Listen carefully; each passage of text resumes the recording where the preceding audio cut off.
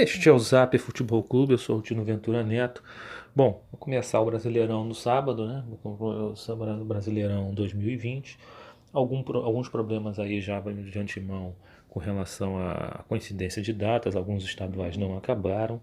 Então, na verdade, a primeira rodada nós teremos, em vez dos 10 jogos, nós teremos 7 jogos, né? 3 jogos são adiados, os 3 jogos adiados: Botafogo com Bahia, Palmeiras com Vasco, Corinthians e Atlético Goianiense. Esses 3 jogos não acontecerão, então já vamos começar o campeonato com aquele meio quebrado, com desequilíbrio entre as equipes, com o número de jogos disputados. Isso não é legal, né? Para a gente ter uma questão de posicionamento, mas infelizmente a parada do coronavírus impôs esse calendário curto para encarar muitas competições.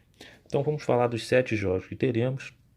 O campeonato começa no sábado com 3 partidas: Fortaleza e Atlético Paranaense. Fortaleza do Rogério Ceni fez campanha muito boa no passado, fez um bom Copa do Nordeste esse ano, né? Acabou eliminado aí pelo Ceará, né? Pelo rival, né? Isso coloca a equipe em uma certa pressão contra um Furacão que costuma fazer boas campanhas do Brasileiro, né?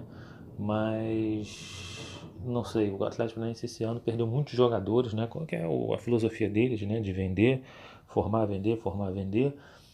Está numa transição, não sei se esse ano o Atlético consegue reeditar as boas campanhas dos anos anteriores. Perdeu o treinador também para o Corinthians, fez boa campanha, enfim. Tradicionalmente o Atlético Paranaense joga mal no Nordeste, né? Uma coisa bem histórica isso, né? Da mesma maneira que é um dos principais times jogando em casa, é difícil ganhar do Atlético Paranaense lá dentro da arena, é um time que soma muitos pontos em casa. O Atlético, quando joga fora, tem dificuldade, principalmente no Nordeste. Não sei se é a questão do clima, a questão da distância, em que o desgaste, sair do sul lá para o norte, para o Nordeste, enfim. Então eu colocaria o Fortaleza como favorito nessa primeira partida. Acho que o Fortaleza deve ganhar. No próprio sábado teríamos o jogo Curitiba e Inter, um clássico do Sul, né? Lá no campo do Curitiba, no Couto Pereira. Curitiba traumatizado, né? Depois no final do Paranaense, estava ganhando por 1-0, estava levando a decisão para os pênaltis. De repente, no finalzinho do jogo, tomou 2 gols, a virada do Furacão, do seu rival. Perdeu o título, viu escorrer pelos seus dedos. Título para o rival de uma maneira muito dura, inclusive com falha do Muralha, né? No segundo gol, né? Terrível. E o Inter também vem também baqueado, né? Depois de uma eliminação para o seu rival também, para o Grêmio, em que tomou um vareio de bola, né? Escapou de uma goleada. O Inter vinha até fazendo um bom gaúcho, né? Mas realmente é impressionante como é que esse Inter não rende contra o Grêmio nos últimos anos, só pancada, né? Já tem alguns jogadores desgastados, já D'Alessandro é um deles. O Guerreiro é brincadeira, né? O Guerreiro é um jogador que não rende, não faz gol em clássico. É o artilheiro dos jogos pequenos, é impressionante. O Guerreiro, onde passa, ele não se destaca nos grandes jogos, some, né? É um investimento pesado. Então o Inter entra também meio pressionado e o Curitiba também. Um jogo meio de desesperados aí, no sentido de ter tido uma má semana. Jogo equilibrado. E o terceiro jogo desse sábado, Sport e Ceará, clássico do Nordeste. O Ceará vem com o título da Copa do Nordeste, com uma campanha muito boa, né? Ganhou 2 vezes a final do Bahia, inquestionavelmente um título merecido, contra um esporte na maior crise da sua história, né?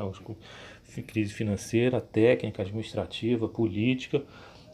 Fez um campeonato pernambucano desastroso, está disputando o rebaixamento, o quadrangular do rebaixamento para evitar. Pela primeira vez o esporte teve a pior classificação na fase inicial, foi em sétimo no campeonato pernambucano na fase inicial. Na Copa do Nordeste também foi muito mal, né? Não conseguiu chegar nem às semifinais, que era o objetivo mínimo para juntar dinheiro, para encarar um pouco o problema financeiro da equipe. Então o esporte, inclusive eu acho que é sério candidato a rebaixamento, né? Vai precisar muito dos jogos em casa para somar aqueles pontos para tentar escapar. Acho o Ceará favorito, apesar do jogo ser em Pernambuco. No domingo nós temos o grande jogo, né? Flamengo e Atlético, os dois equipes que são as duas mais badaladas e apontadas pela grande maioria como os favoritos. né? O Flamengo com seu elenco estelar, com campeão da Libertadores, campeão do Brasileiro ano passado, sobrou, surfou, ganhou de braçada o campeonato, contra um Atlético que teve muitos investimentos esse ano, com o Sampaoli, trouxe o Sampaoli, que foi o técnico vice-campeão no passado com o Santos, né? E o Atlético aí também está tem duas vantagens, né? Ele só está disputando o Brasileiro, né? Ele já foi eliminado de todas as competições, né? Tanto a Copa do Brasil como Sul-Americana. E, portanto, o Atlético tem seu foco concentrado só no Brasileiro. Ainda tem a final do Mineiro aí, que ele vai disputar contra o Tombense mais à frente. Mas, inclusive, ele é até favorito contra o Tombense. Então, é um jogo bem interessante. Uma pena que é um jogo de primeira rodada, sem torcida, né? Porque tem até uma cara de decisão. E a rivalidade histórica entre Flamengo e Galo, né? Que é uma coisa... É a maior rivalidade entre clubes de estados diferentes do Brasil, né? Então, promete ser um grande jogo. Vamos ver como é que as duas equipes vão se comportar.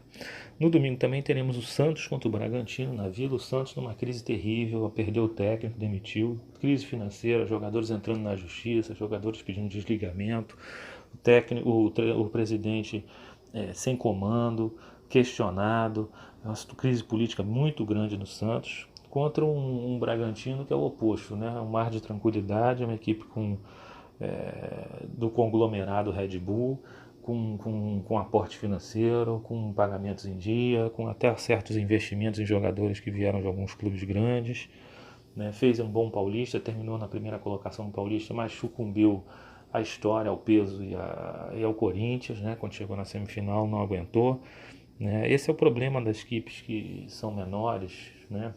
Historicamente, mesmo bem administradas e com elencos promissores, tem aquela síndrome do vira-lata, né? Então o Bragantino claramente sucumbiu a um Corinthians mesmo mal, mas sucumbiu, né?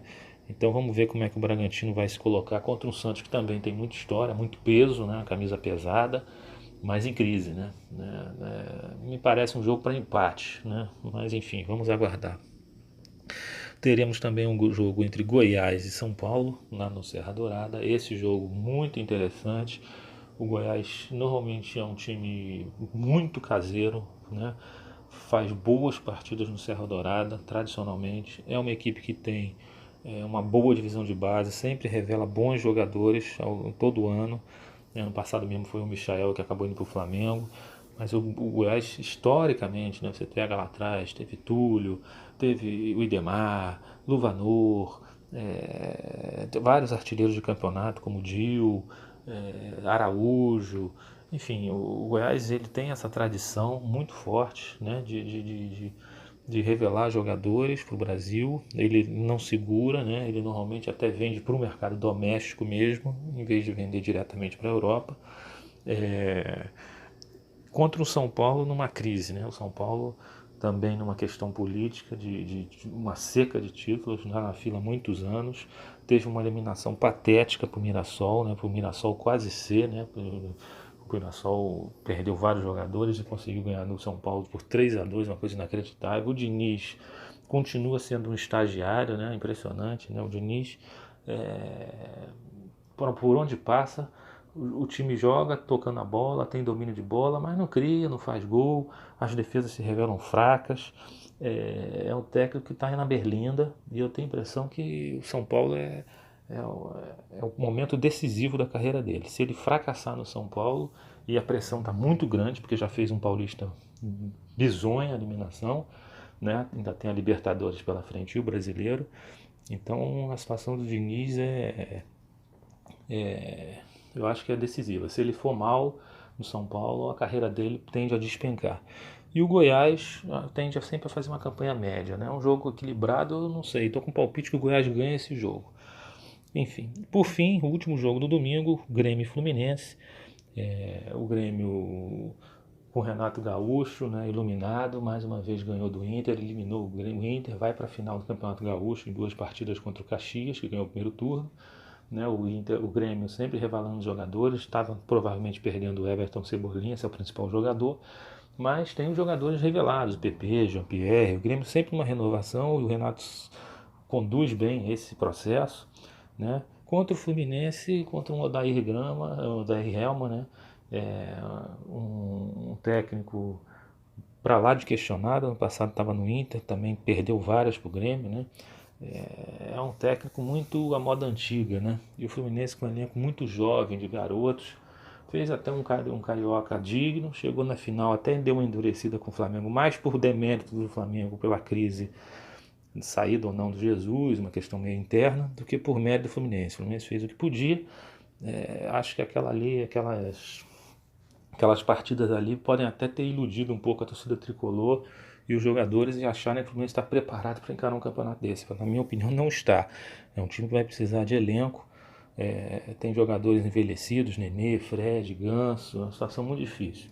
Enfim, acho o Grêmio favorito, deve ganhar essa primeira partida. Enfim, são essas as minhas impressões para a primeira rodada da Série A. Vão lá, deixem seus comentários, o que vocês acham, os favoritos. Até a próxima, galera. Forte abraço.